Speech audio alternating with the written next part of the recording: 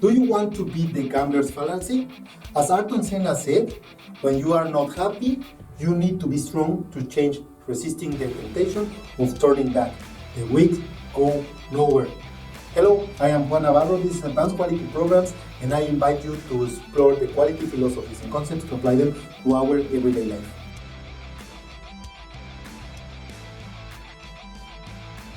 To understand the gambler's fallacy, first we have to understand the law of averages. The law of averages is the belief that a specific event can occur at a rate that is similar to its probability over time. This can be seen more as a practical observation and misunderstanding of probability rather than one real law. This is depending on the context. For instance, if a coin lands on heads 3 times in a row, some people might wrongly believe that the next flip is almost certain to be tails. Why? Because they are willing to have some balance. But in reality, every flip is independent of the previous one. This is known as the gambler's fallacy. Now, in everyday situations, this idea often reflects more a wishful thinking and a misunderstanding of statistics and probability rather than a mathematical principle. While there is a formula where random events will reflect the inherent probability over a large number of trials, the law of average wrongly assumes that some balance is always necessary. Most applications of this idea incorrectly assume that there is no bias in the probability distribution, which often contradicts what happens in the real world. Now, coming back to the gambler's fallacy, it is common a misuse of that law of averages. Gamblers who believe that an event is more likely to happen because it hasn't happened recently, or less likely to happen because it just occurred, are falling prey to the gambler's fallacy. For example, imagine that a gambler is playing roulette and the roulette wheel lands on the red 3 times in a row. Now, this gambler might wrongly think that the law of average predicts that the next spin is almost certain to land on the black to find some balance, right?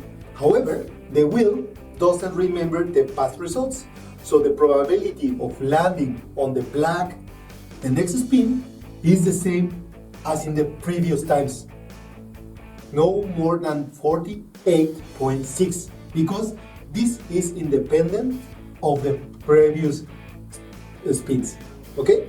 And that's why there's no statistical formula to predict the lottery numbers that haven't been drawn recently, and they are due to a person, because every new lottery is completely independent from the previous one. We can apply this to our lives and professional development. How? Well, people tend to believe that on average, our results will balance over time when we make an error, for example. And instead of working on resolving the source of the error, they expect that to disappear magically over time.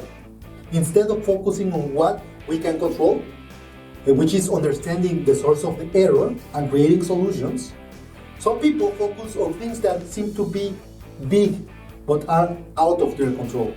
This focus, however, will never yield the impact on the results of what we are producing. So it is better to take charge of what is within our grasp and release our efforts from what is beyond our reach.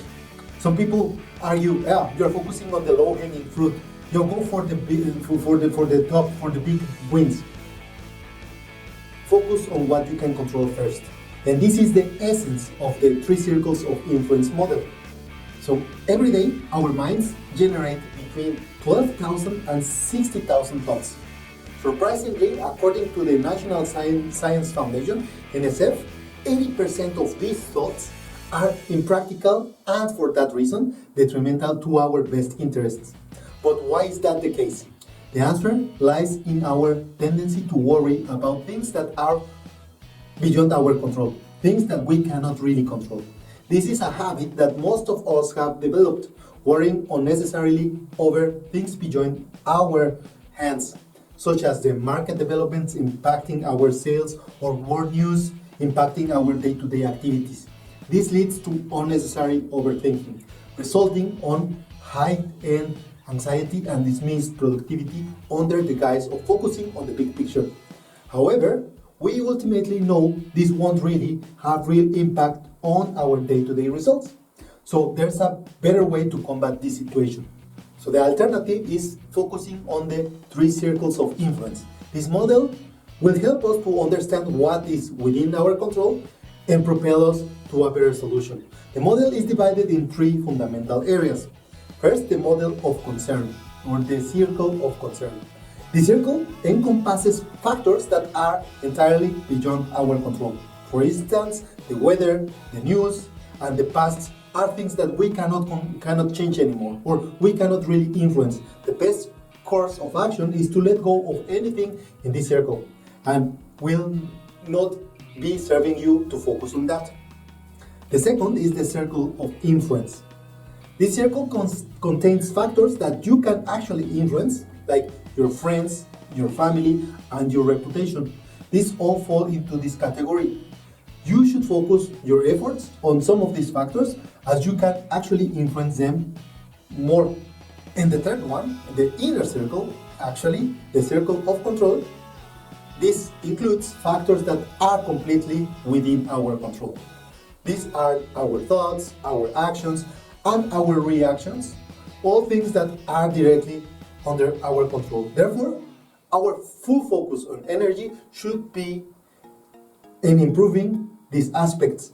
And that's why we actually increase our circle of influence every time we have a better understanding of our circle of control.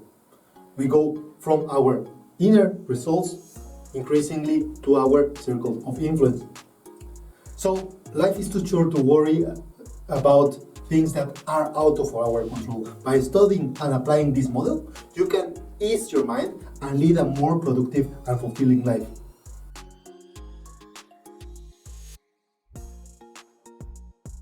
And that was it for this week podcast and episode.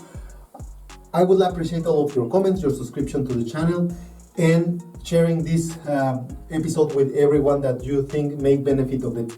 I appreciate everybody that has already acquired a copy of Life Quality Projects and Quality Principles, all of your ratings in Amazon and Goodreads. And I leave you with a quote from Ayrton Senna. If you no longer go for a gap that exists, you are no longer a racing driver. Don't forget to hit the bell, and see you next week.